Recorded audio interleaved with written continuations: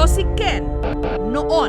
Tinatawag nila akong patik dahil sa ngipin ko, negro dahil sa maitim ako, yung ilong ko naman pango, malapad, malaki, ganon, tapos yung lips ko makapal. May inasar sila na karakter sa akin dati dahil sa labi ko. Ako daw si Mr. Popo, yung nasa Dragon Ball. Naalala ko silang lahat eh. Dahil sa inggit sa iba, pagtuntong ni Ken ng high school, nagsimula siyang magpaputi. Gumamit ako ng mga pampaputi. Dumating sa point na nag-imbento na ako ng sarili ko ng pampaputi. Tulad ng lotion, nilalagyan ko ng sili. Tapos yung sunrocks, nilalagyan ko ng gatas. Tapos ang saya sa feeling na kapag ginagawa ko siya, effective talaga siya. Kumukuha ko ng gatas noon, tapos hinahalo ko sa mineral water.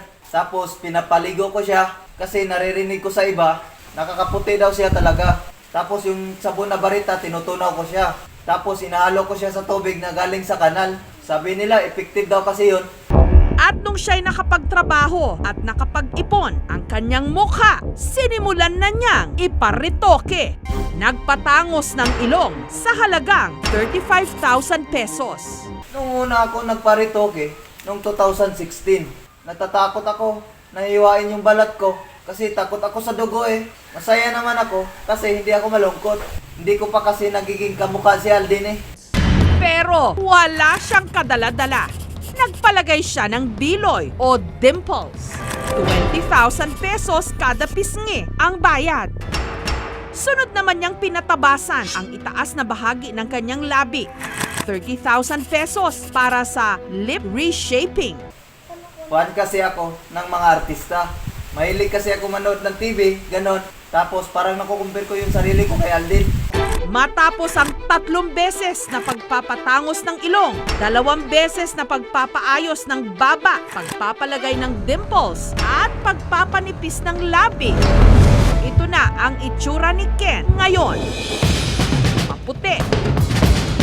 Matangos na ang ilong. Manipis ang labi. Pero may plaster pa si Ken sa mukha. Hindi pa raw kasi tuluyang naghihilom ang kanyang mga pinagawang dimples. Sabi kasi ng doktor ko, 3 months pa daw bago ko maging kamukha si Aldin. Dahil kaka-opera pa lang ng baba at dimples ni Ken, linggo-linggo pa rin siyang nagpapa-check up. Kaya siya may weekly check up kasi may mga problema pa siya katulad ng baba niya. Tsaka yung dimple niya minsan hindi lumalabas. Hindi ko alam kung marami pa siyang gustong ipagawa. Wait, there's more pa! Dahil hindi pa raw siya kontento. Hinahanap-hanap pa rin daw kasi niya ang pakiramdam na meron siyang parte ng katawan na ipinapaayos. Alam nyo, totoo yun. Parang namimiss ko yung nagpaparitoke ako. Ang masaklap nito, nagparetoke na't lahat si Ken. Hindi pa rin siya tinatantanan ng mga masasakit na salita. Kapag nakikita ko ng ibang tao, naiinis ako. Akala kasi nila ako si James Reid. Hinahayaan ko na lang. Ang gusto ko naman talagang maging kamukha ay si Aldin Richard.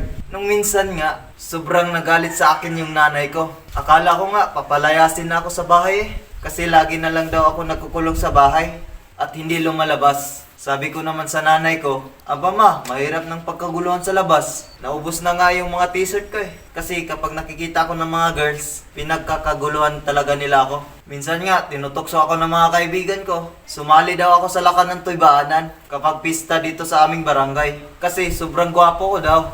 Ayun, pumunta ako sa barangay para magpalista. Tapos nung araw ng pageant, sabi sa akin, disqualified daw ako. Kasi suruin daw kapag akong kasali. Wala daw ang thrill. Kasi pang-artista daw yung level ko eh. Dapat daw sa starstruck ako sumali. Ayun, sa sobrang bait ko, hindi na lang ako nagreklamo.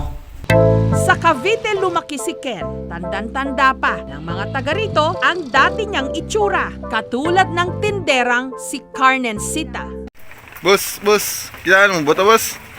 Oo, nakikita ko siya dito. Medyo binata na rin naman siya. Pero yung itsura niya, wala naman ako nakikita ng ibang problema. Bukod sa mukha niya. Nariyan din ang mga kababata ni Ken na sina Glenn at Ryan. Kaibigan namin yan eh, sobrang pangit nun eh. Tapos ang itim pa. Dati naglalaro kami ng volleyball nun eh. Huli ko siya nakita, tapos bumili siya suka. Diyan sa may tindahan.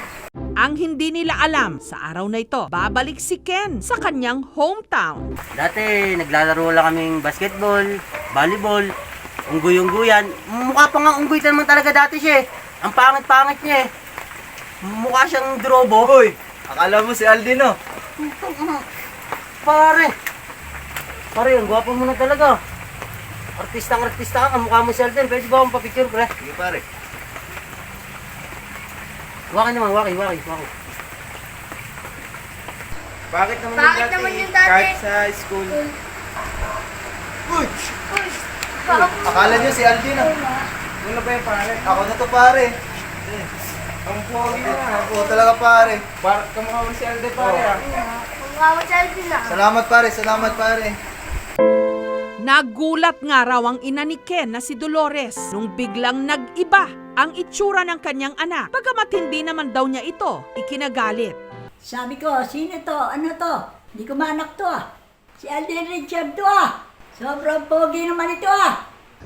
Mahirap husgahan ang mga taong gustong magparetoke. Gayunman, sa mga taong nakakaintindi at nagmamahal kay Ken, ang importante, nagbago man ang kanyang itsura, siya pa rin ang Ken na kanilang minahal.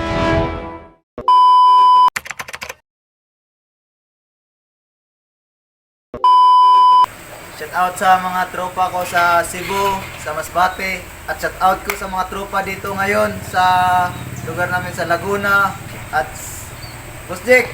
Shout out kay Boss Jake at kay Boss Pido.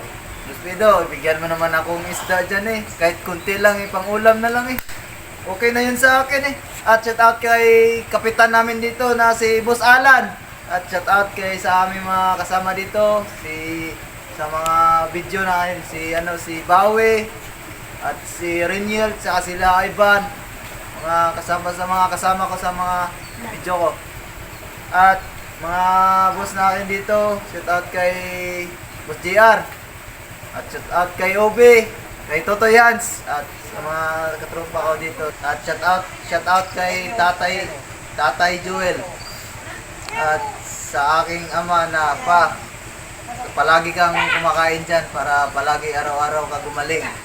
At sa aking nanay na kailangan kayo magpagaling dyan para mahaba ang buhay natin.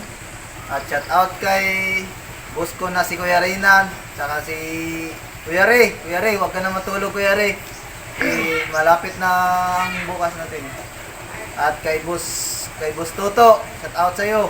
At kay boss Kimpoy, out naman dyan kayo, bibigyan mo naman ako ng konting-konti lang pang pasaya sa buhay ko eh. Na pangbili lang ng ulam at bigas. Maawa naman kayo sa akin eh.